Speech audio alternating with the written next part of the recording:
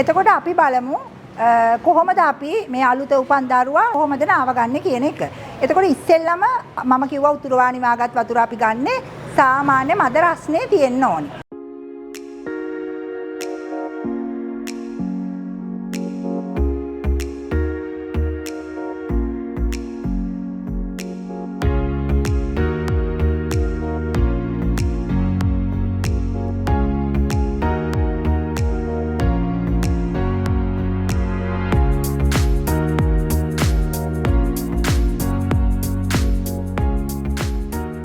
මගේ නම ඉනෝකා සෙනවිරත්න.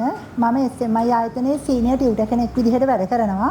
ඇත්තටම මම අවුරුදු 25ක් හෙද නිලධාරිනියක් විදිහට ගවර්න්මන්ට් සෙක්ටර් එකේ වැඩ කරා. ඇත්තටම කිව්වොත් ගවර්න්මන්ට් එකෙන් අවුට් වෙන නර්සස්ලාගේ සේවය ලංකාවට ඇත්තටම මදි. ප්‍රමාණවත් නැහැ. එතකොට ප්‍රයිවට් සෙක්ටර් එක වෙනුවෙන් මේ NVQ ලෙවල් එකෙන් දෙන සර්විස් එක හරිම වැදගත්. මොකද අපේ රටේ නර්සස්ලාගේ ඉල්ලුමට ඇත්තටම සැපයුම ලැබෙන්නේ නැහැ. මම හිතනවා ඒකට NVQ ලොකු දායකත්වයක් සපයනවා කියලා. SMI ආයතනය තුලින් NVQ level 3, NVQ level 4 ඒ වගේම skill upgrade එකක් ලබා දෙනවා. ඉතින් මම හිතනවා SMI ආයතනය ලංකාවේ NVQ level එකට සුවිශාල දායකත්වයක් සපයනවා. මම හිතන්නේ වැඩිම දායකත්වයේ සපයන්නේ SMI කිව්වොත් මම හරි.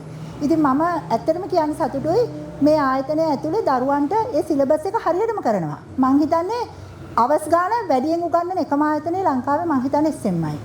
කිසිම ආයතනයක මෙච්චර වැඩිපුර අවස් ප්‍රමාණයක් දරුවන්ට ඉගෙන ගන්න ලැබෙන්නේ නැහැ. ඉතින් ඒ නිසා මම හිතනවා ඕනම දරුවෙකුට NVQ level 3 එකක් nurse assistant, NVQ level 4 එකක් nurse assistant සහ skill upgrade එකක් කරන්න SMI ආයතනයේ සුදුසුයි කියලා මට රෙකමන්ඩ් කරන්න පුළුවන්.